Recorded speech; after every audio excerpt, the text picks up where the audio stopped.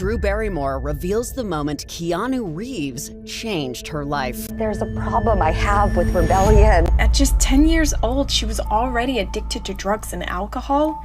What was the mother doing? She would go her way and I would go my way. She created a monster. How did Keanu try to help Drew escape her problems? I was at this club and you came in, grabbed my hand, put me on your motorcycle. And I just got so out of control. Drew's mom abandoned her, putting the child star in a psychiatric institution. I kicked, I screamed. You would get thrown in the padded room or stretcher restraints. The worst pain I've ever known. Never thought I was gonna make it. In the middle of the night and they walked me right through those two doors. I hated it. I kicked, I screamed. One minute you're at movie premieres and clubbing, and the next minute you're in a full-blown institution with barbed wire everywhere. And when you go through those two doors, you do not come out. Drew rebelled to bury the pain of her childhood.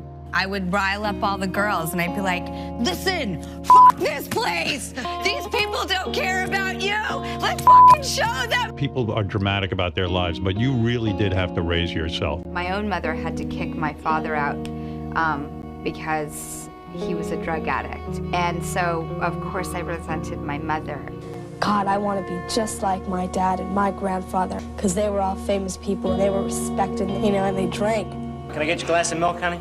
Milk? I'm a Barrymore. Get me a drink and make it a double. Dancing on tables at Helena's and Studio 54 and Limelight and every club on the planet and partying it up, doing whatever I wanted. What about the drugs? That started when I was around 10. Where were you when she was going to parties and bars at 9? She would go her way and I would go my way.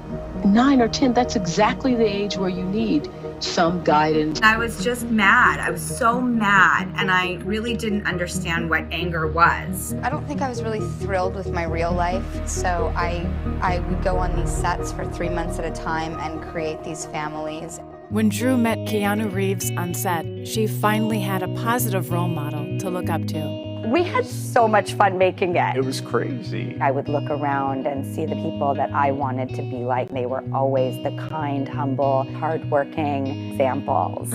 You are so that. I don't know, that's kind of you to say that. I love what I do. I love acting up. We can change lives. We can't help it. But when young Drew left Keanu's guidance, the pain she bottled up finally exploded. I came home drunk and trashed the house. And I just got so out of control. My mom put me in a place that was like a full psychiatric ward. You know, I think she created a monster, and she didn't know what to do with the monster.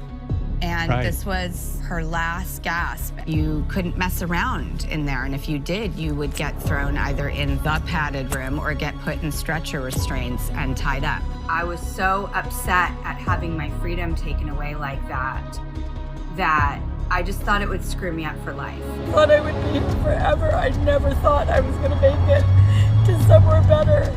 Removed from her toxic home life, Drew was determined to change. My mom couldn't parent, and they single-handedly gave me 18 years worth of parenting. It's what I needed. There was no way I was gonna be me without that year and a half. I left there like the most humble person you could ever imagine. They saved your life, didn't they? They saved my life.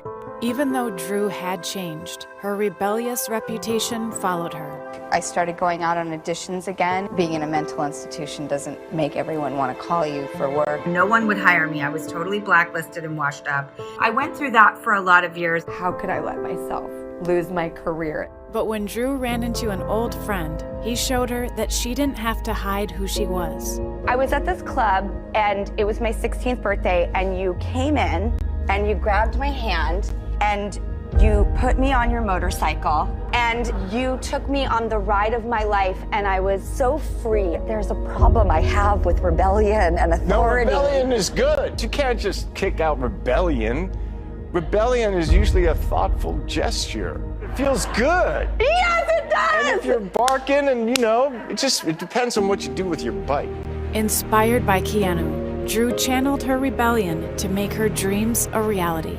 I wanted to go back to who I was and what I had when I was a kid that I really did love. I started Flower Films when I was 19. This is our poster wall. When we first started the company in my living room, I liked making happy films about the rawness and vulnerability of trying to grow up. Everyone has their own unique little journey, and mine was very unorthodox. Drew Barrymore is shaking up Hollywood with her own talk show that tackles hard topics. We have both had the privilege and fortune to keep going.